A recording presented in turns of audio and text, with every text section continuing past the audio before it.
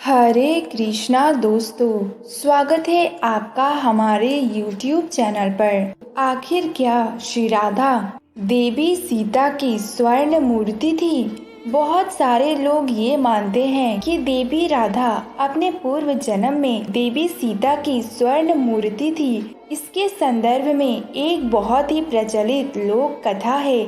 आज के इस वीडियो में हम उसी कथा का विस्तार पूर्वक वर्णन करेंगे। वीडियो को शुरू करने से पहले आपके अपने YouTube चैनल को सब्सक्राइब करना बिल्कुल ना भूले। तो चलिए शुरू करते हैं। ये बात है त्रेता युग की, जब श्री राम, लक्ष्मण और माता सीता 14 साल के वनवास पार करके अयोध्या वापस लौटे थे। लेकिन अयोध्या लौटने के कुछ समय बाद ही अयोध्या वासियों के कारण माता सीता को पुनः अयोध्या का त्याग करके वनवास के लिए जाना पड़ा था। दोस्तों, माता सीता वनवास चली गई और वक्त बीतता गया। माता सीता के वन गमन के सालों बाद एक ऐसा समय आया जब प्रभु राम को अश्वमेध यज्ञ करने की आवश्यकता पड़ी। लेकिन अगर कोई भी व्यक्ति विवाहित है, अपनी पत्नी के अनुपस्थिति में वो कोई भी यज्ञ नहीं कर सकता। दोस्तों, उस वक्त सभी ने कहा कि श्री राम को विवाह कर लेना चाहिए। लेकिन श्री राम वो तो देवी सीता से बहुत ही ज्यादा प्रेम करते थे। वो एक पत्नी व्रत ले चुके थे। चाहे कोई भी परिस्थिति हो, वो माता सीता का स्थान कभी भी किसी को नहीं दे सकते। उस वक्त कोई भी विकल्प ना देखते हुए महर्षि वशिष्ठ ने कहा कि अगर माता सीता की स्वर्ण मूर्ति प्रभु के साथ यज्ञ में बैठ सकती है और इस प्रकार प्रभु राम का एक पत्नी व्रत भी नहीं टूटेगा और यज्ञ की कार्य भी पूर्ण हो जाएगी। इसके बाद अश्वमेध यज्ञ संपूर्ण होता है। माता सीता की सुंदर स्वर्ण मूर्ति यज्ञ में प्रभु श्री राम के साथ बैठती है। यज्ञ संपन्न होने के कुछ समय बाद देवी सीता की जो स्वर्ण मूर्ति थी वो प्रभु श्री राम को अत्यंत व्याकुल करने लगी।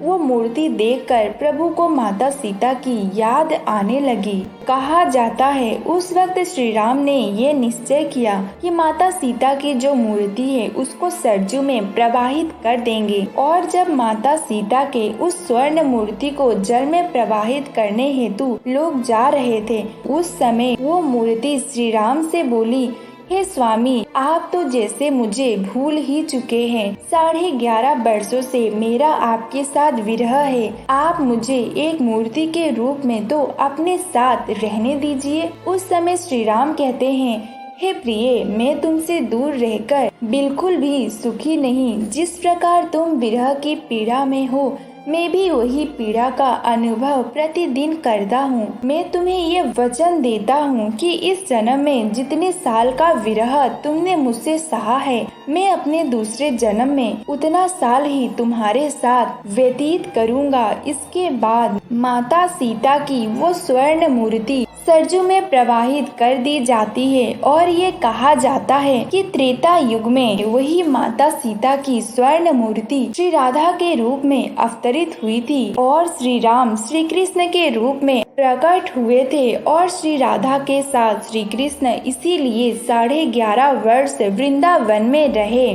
लेकिन दोस्तों, हम आपको बता दें, इस कथा का वर्णन ना ही वाल्मीकि रामायण में मिलता है, ना ही तुलसीदास जी के द्वारा रचित रामचरितमानस में मिलता है, ना गर्ग संहिता में मिलता है, ना ही ब्रह्म वैवर्त पुराण में मिलता है, ना ही विष्णु पुराण में मिलता है, ना ही हरिवंशा पुराण में मिलता है।